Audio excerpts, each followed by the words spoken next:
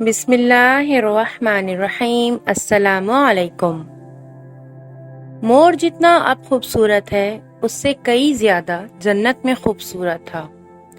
مور کی خوبصورتی پہ سبھی پرندے بہت فدا تھے، لیکن ان سب خوبیوں کے باوجود مور سے ایسی کون سی خطا ہو گئی تھی جس سے اللہ تبارک و تعالی نے مور کو جنت سے نکال دیا، اور اسی کے ساتھ سانپ کو بھی جنت سے نکال دیا گیا۔ اللہ تبارک و تعالی نے جب حضرت آدم علیہ السلام اور اماں حوا کو پیدا فرمایا، اس کے بعد ان کو جنت میں بھیج دیا۔ وہ دونوں جنت میں بہت ہی پرسکون رہتے تھے، بہت ہی لذیذ میوے پھل کھایا کرتے تھے، لیکن ایک اناج جس کو کھانے سے اللہ پاک نے انہیں منع فرمایا، اور وہ اناج گندم تھا۔ چونکہ شیطان حضرت آدم علیہ السلام کی وجہ سے ہی جنت سے نکالا جا چکا تھا، اسی وجہ سے شیطان کی حضرت آدم علیہ السلام سے دشمنی ہو گئی تھی۔ شیطان یہ چاہتا تھا کہ وہ کسی بھی طرح حضرت آدم علیہ السلام کو جنت سے نکال دے، اور ساتھ میں اماں حوا کو بھی جنت سے نکال دے۔ جب شیطان کو یہ خبر ہوئی کہ حضرت آدم علیہ السلام کو تمام میوے کھانے کی اجازت ہے لیکن گندم کھانے کی اجازت نہیں ہے، تو شیطان انتقام کی آگ دل میں لیے جنت کے دروازے کے پاس بیٹھ گیا، اور تقریباً 300 سال تک وہاں پر بیٹھا رہا کہ کوئی جنت کے دروازے سے باہر آئے اور شیطان اس سے بات کر سکے۔ ایک دن اچانک سے مور جنت سے باہر آ گیا۔ شیطان اس کو دیکھتے ہی بہت خوش ہوا۔ شیطان نے پوچھا، اے خوبصورت پرندے، تم کون ہو؟ مور بولا کہ میں مور ہوں، اب تم اپنا تعارف کرواؤ۔ شیطان نے جواب دیا کہ میں عالم قروبیہ کا ایک فرشتہ ہوں، میں اللہ پاک کی عبادت سے ایک پل بھی غافل نہیں ہوتا۔ میں چاہتا ہوں کہ میں جنت میں جاؤں، وہاں کی نعمتوں کا اپنی آنکھوں سے مشاہدہ کروں۔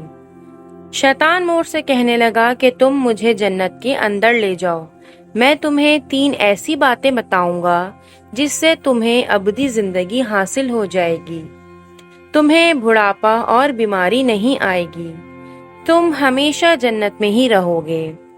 شیطان کی یہ باتیں سن کر لالچ میں آ کر مور نے کہا کہ مجھ میں تو اتنی طاقت نہیں ہے کہ میں تمہیں جنت کے اندر لے جاؤں، لیکن ایک سانپ ہے، وہ شاید تمہاری مدد کر سکے۔ یہ کہہ کر مور سانپ کے پاس آیا اور اس کو ساری بات بتائی۔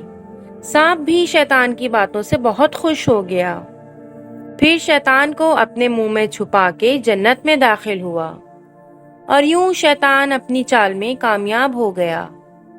جنت کے تمام نگہبانوں کو یہ معلوم تھا کہ شیطان یہ چال چل رہا ہے اور جنت میں داخل ہو چکا ہے۔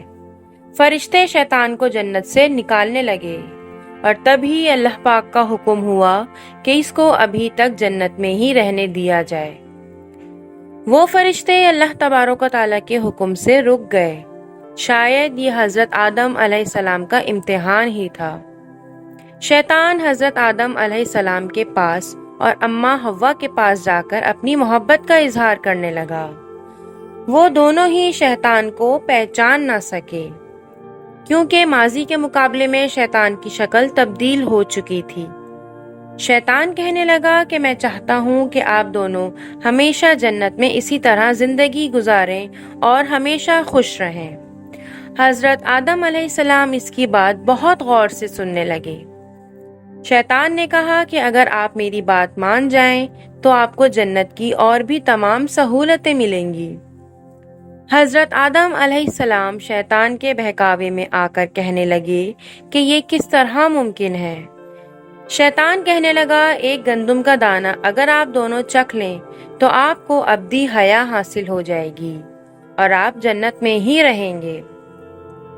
یہ بات سن کر حضرت آدم علیہ السلام کے دل میں رجحان پیدا ہوا، لیکن ان کے دل میں اللہ کی نافرمانی کا خوف غالب آ گیا۔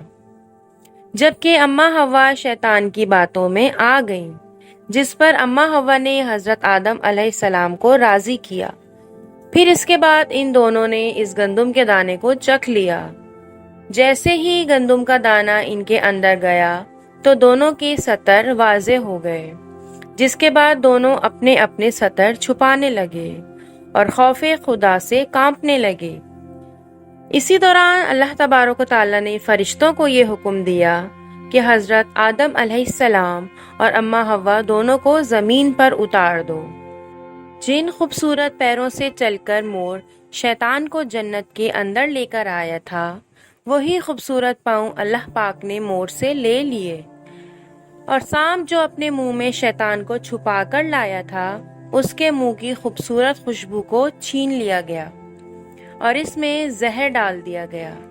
پھر مور کے ساتھ ساتھ سانپ کو بھی جنت سے ہمیشہ کے لیے نکال دیا گیا۔ ملتے ہیں اسی کے ساتھ نیکسٹ ویڈیو میں۔ السلام علیکم ورحمۃ اللہ۔